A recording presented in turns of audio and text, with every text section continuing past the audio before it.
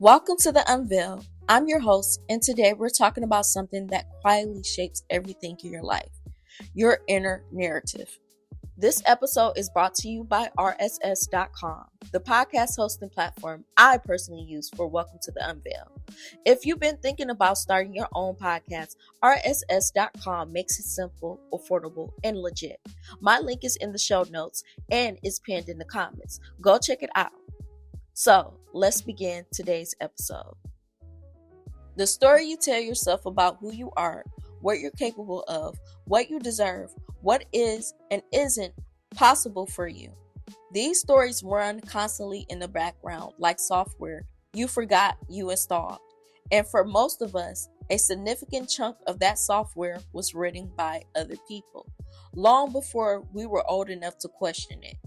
Today, I want to help you identify the stories that were running your life and start writing new ones. Before we dive in, a quick word from the platform that made this podcast possible, RSS.com. RSS.com is where Welcome to the Unveil is hosted, and it's honestly been one of the most easiest part of building this show. The setup was simple, distribution to all the major platforms happened automatically, and I can focus on the content, which is what matters most. And if you've been sitting on a podcast idea, RSS.com is the place to start. My link is in the show notes and pinned in the comments below. Now, let's get into it. Let me give you some example of inner narratives that many of us carry without fully recognizing it. I'm not the kind of person who is lucky. Good things happen to other people, not me. I have to work twice as hard as everyone else because I'm not naturally talented. I push people away. I'm too sensitive. I always struggle with money. I'm not a leader. I'm not lovable in the long run. Do any of those sound familiar? Maybe you've never said them out loud, but they live in you somewhere. They shape your decision. They create self-fulfilling prophecies. They limit what you even allow yourself to want.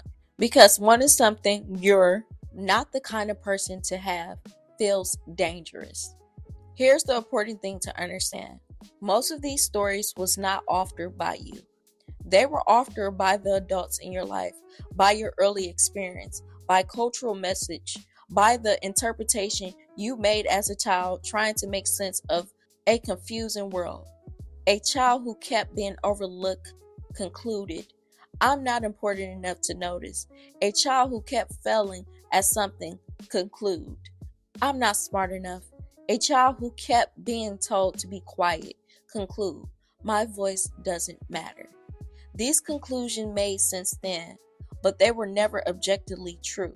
They were a child's best attempt to explain their experience, and they got buried deep, got repeated, got reinforced until they felt like facts. They are not facts. They are stories, and stories can be written. Here's how you begin. Step 1.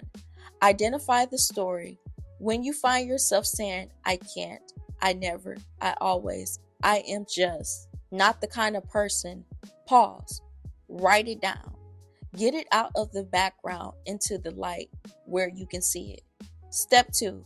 Trace the origin. Where did the story came from? What did you first start believing in this? And was there a specific moment, a specific person who told you this, directly or indirectly? Step 3. Question the evidence. Is the story actually true? What evidence contradicted? What exception exists? What would someone who loved you say about this story? Step 4. Write an alternative, not a toxic positive spin. I'm actually amazing at everything, but a more nuisance, honest, compassionate alternative. I've struggled with this, and I've also shown a lot of resilience. I'm someone who keeps trying. That's a story that honors the struggle and opens a door. Step 5. Repeat the new story, not once, consistently, because old stories have years of repetition behind them. New stories need to be told again and again before they feel true. Put the new story somewhere visible. Say it when the old one comes up. Let it compete. Over time, with patience, it wins. You are the author of your own story, not the only author. Other people in criticism have contributed chapters, but you hold the pen now, and you get to decide what the next chapter says. The story isn't finished, and the best chapters are often the ones that comes after the hardest ones. Thank you for being here today.